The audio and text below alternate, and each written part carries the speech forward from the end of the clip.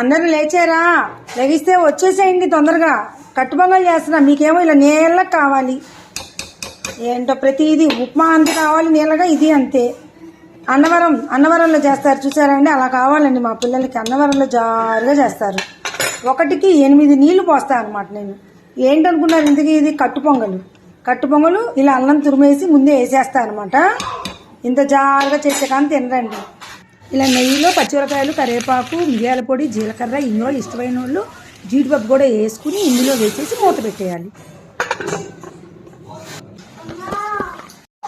అంత జారు లేదు కదా. ఇది జారు లేని వాళ్ళకి ఫస్ట్ తీసేస్తా.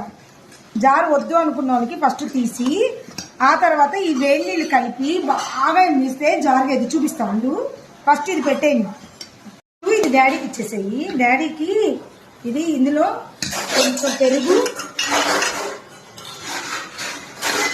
డాడీకి పెరుగు వేసుకుంటూ ఇస్తాను.